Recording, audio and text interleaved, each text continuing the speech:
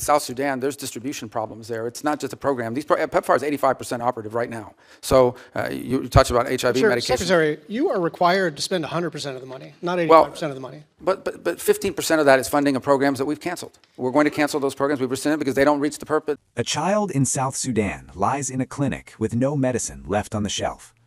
In Washington, a senator leans forward and tells the Secretary of State, "You are lighting the room on fire." Stay with us to understand how this explosive exchange could redefine America's global leadership. Senator Schatz. Thank you, Chairman. Thank you, Ranking Member. Secretary, thanks for being here, and I appreciate our ongoing dialogue, even if we're in some disagreement about a number of things. I want to ask you, and I'm going to try to work the senator out of you here, a bunch of yes or no questions. They are not trick questions. Are you still the acting USAID administrator? Yes. Do you control hiring and firing at USAID? Yes. Well, I delegate the authority to an administrator, but obviously, yes. And you control hiring and firing at state? Again, we obviously rely on our bureaus that do. I mean, it depends what you're. I mean, that's a highly technical question. I don't hire the line officers in every embassy in this, but I mean, technically, you're ultimately in charge. Yes. Okay. Did you personally review all the programs terminated during the foreign assistance review and personally make termination decisions? Yes. Do you have the authority to direct any state or USAID staff to brief Congress? Yes.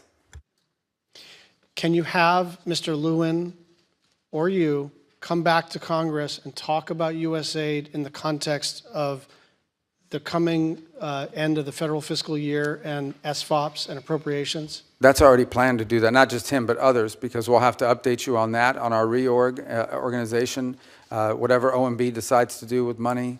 So there's a host of things for us to all talk about. So I just want to illustrate, whenever I talk with you, I feel pretty encouraged, and then stuff doesn't happen.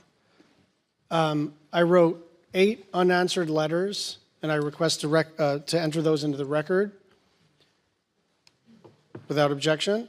And my staff has sent 200 unanswered questions, 200 unanswered questions about this much paper. Consultation is not a courtesy. It is required by law, and we have now 200, and these are perfunctory. What are you up to? What does this mean? This is the kind of normal pace of operations. Radio silence. Other than you're very responsive, your department and USAID has not been very responsive. Foreign Affairs Reform and Restructuring Act, the Empowerment Control Act, the Anti-Deficiency Act, the Foreign Assistance Act, and the annual appropriations bills for state and foreign operations have been violated in multiple ways. On March 12th, you wrote, "We plan to engage Congress as required both by law and reality before we start drafting a plan to bring USAID over under state." That did not happen. As you know, we have a pledge. We owe the Global Fund $1.3 billion. I spoke with the head of the Global Fund in response to my repeated requests and multiple other people's repeated requests. You told me that those funds were going to be released. It has not happened. I'd just like you to respond to that. And again, I like you. I like our working relationship. But what is happening is we have a good conversation, and then I don't know. It seems to be getting sandbagged underneath you in this vast bureaucracy. Yeah. Well, that's part of the reason why we want to reorganize, is to have less vast bureaucracy, but I wouldn't blame that on this. The first couple points, we believe and continue to believe that we have complied with the law on every step of the way, including through advising Congress of our roles, and even now with the reorganization. We have not issued a congressional notification yet. We issued a preliminary. We have taken input from members. I actually personally signed a letter that I think should have been delivered to you. I was overseas. I don't know if it was Monday or Sunday or Saturday, but it was in response to your latest letter. Yeah. So I hope you did get that. And obviously we'll continue to engage with you on all of this as well. So the practical effect here, right, because everyone can agree that, well, I don't know if everyone can agree, but it seems to me that most of us agree that there is virtue in reforming any big institution, and that aligning USAID's operations with the State Department and the President's and the Secretary's foreign policy objectives is beneficial. The question is, can we do this lawfully and in a way that doesn't damage our international reputation? Mothers who have fled Boko Haram in Nigeria are watching their babies starve. Children in South Sudan are dying of cholera. Families are dying because they have been cut off from their HIV medications. There are about 103 deaths an hour. And so we can talk about the reorganization of the State Department, but this becomes quickly not an abstraction, not a normal public policy tug and pull, because the way that this has been done, set aside our disagreement about whether it's been done lawfully, it's been done in a just catastrophic fashion. And so on some level, that's water under the bridge. But what I want from you is a commitment to try to get an appropriations bill that is done on a bipartisan basis that reconstitutes the foreign aid enterprise. I think we can do fewer things. I think we can be more narrow in our focus. But you are pushing on an open door, and instead of pushing on that open door, you are lighting the room on fire. Maybe that was not your intent. And I think we have two objectives right now: minimize suffering and reputational damage that's one line of effort. And the other is, how do we get back to the regular order where we can do a bill together? And I'd like your thoughts in the remaining minute and a half. Yeah, well, first of all, that is the intent here, right, is to rebuild the foreign aid enterprise under the State Department. By the way, it's something multiple secretaries of states before me have wanted to do, because we want foreign aid to be a part of our diplomacy toolbox and our way we engage the world, not its own separate entity, but all of it coordinated one with the other. So that's our hope on the reorg, and that's what we're trying to endeavor towards. I also don't think it's fair, by the way, you highlighted a couple points, like in South Sudan, there's distribution problems there. It's not just a program. PEPFAR is 85% operative right now.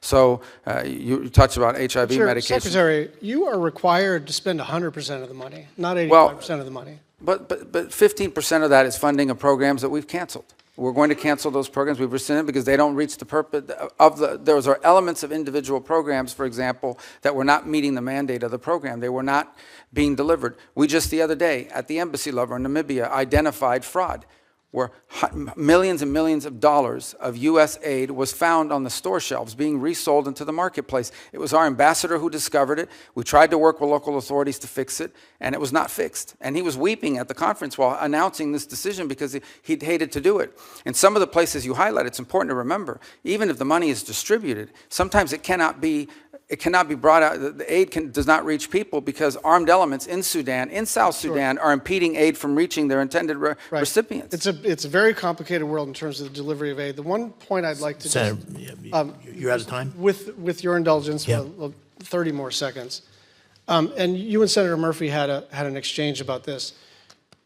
It is just not true that only 12% of the aid reaches recipients. The way you get to 12% is it's 12% local NGOs. So that is excluding CARE, that is excluding the World Food Program, that is excluding Catholic Relief Services. And so if you're going to count that as like overhead or inefficiency, Secretary Rubio, you and I have honest disagreements, but that number has been given to you and is not an accurate assessment of the extent to which aid reaches the people who need it. And I will just say, if there's an enterprise to reduce overhead, count me in. But it is not 88% overhead. That's not what's happening. Thank you. Well, that number, just to clarify, was actually Samantha Power's number. And she regretted that one of the things she was unable to do at USAID is improve upon that number. Thank you, Senator Barrasso. What unfolded in the Senate was more than political theater. Senator Brian Schatz confronted Secretary Marco Rubio with a rapid series of yes or no questions, establishing one key point. Rubio is ultimately in charge of both State Department and USAID decisions. Schatz's frustration centered on what he described as silence from the administration, 8 unanswered letters, 200 unanswered staff questions, and billions in foreign assistance either paused or terminated. He argued that consultation with Congress is not optional, it is required by law, citing multiple statutes he believes have been violated during the reorganization of foreign aid. Rubio pushed back firmly. He insisted the administration has acted within the law and said the goal is not to eliminate foreign aid, but to fold it more directly into U.S. diplomacy. For decades, some secretaries of state have argued that aid should function as a strategic tool, tightly coordinated with foreign policy. Objectives rather than operating as a semi-independent entity, Rubio framed the cuts and restructuring as a necessary correction, pointing to alleged inefficiencies, canceled programs that did not meet their mandates, and even claims of fraud in certain countries. But Schatz shifted the conversation from structure to human impact. He cited reports of families cut off from HIV medication, cholera outbreaks, and mothers fleeing extremist violence now facing starvation.